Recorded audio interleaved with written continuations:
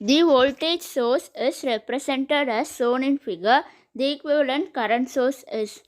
இப்போ இதில் வந்து ஏசி வோல்டேஜ் சோர்ஸ் ஒரு இம்பிடன்ஸோடு கனெக்ட் ஆகிருக்க மாதிரி ஒரு சர்க்கியூட் கொடுத்துருக்காங்க சீரீஸில்.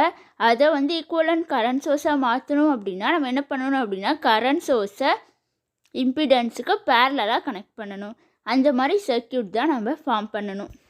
இப்போது வோல்டேஜுக்கு வந்து கரண்ட் இன்ட்டு இம்பிடன்ஸ்னு தெரியும். அப்போ கரண்ட் கண்டுபிடிக்கணுன்னா voltage divided by impedance. Impedance அப்படின்றது 1 + j√3. இது வந்து r + j × x, அதாவது ரெக்டாங்குலர் ஃபார்மில் இருக்குது. இது நம்ம போலார் ஃபார்முக்கு மாற்றணும். அதுக்கு மேக்னிடியூட் என்ன, ஆங்கிள் என்ன அப்படின்னு கண்டுபிடிக்கணும். மேக்னிடியூட் கண்டுபிடிக்கணும் அப்படின்னா அதுக்கு √r² + x². இங்கே ஆர்ன்றது நமக்கு என்னது 1, அப்போ 1² + எக்ஸ்ன்றது √3, அப்போ √3² அப்போ √1 + 3 வரும். ஈக்குவல் டு √4 என்னது 2, அப்போ மேக்னிடியூட் வந்து 2. அடுத்து ஆங்கிள் கண்டுபிடிக்கணும். tan inverse of x/r. எக்ஸ்ன்றது √3, ஆர்ன்றது 1, அப்போ tan inverse of √3 வந்து 60, அப்போ ஆங்கிள் வந்து 60 டிகிரி.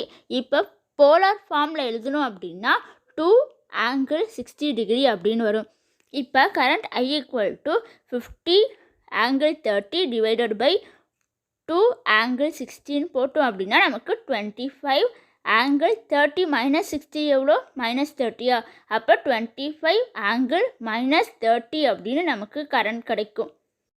அது அப்படியே சர்க்கியூட்டில் போடுறோம். கரண்ட் சோர்ஸ் வந்து இம்பிடன்ஸுக்கு பேரலாக கனெக்ட் பண்ணணும். கரண்ட் சோர்ஸ்ன்றது 25 ஆங்கிள் -30 டிகிரி. தேங்க்யூ ஃபார் வாட்சிங் திஸ் வீடியோ. ஏதாச்சும் டவுட் இருந்துச்சுன்னா கமெண்ட் பண்ணுங்கள், கிளியர் பண்ணுறேன். தேங்க்யூ.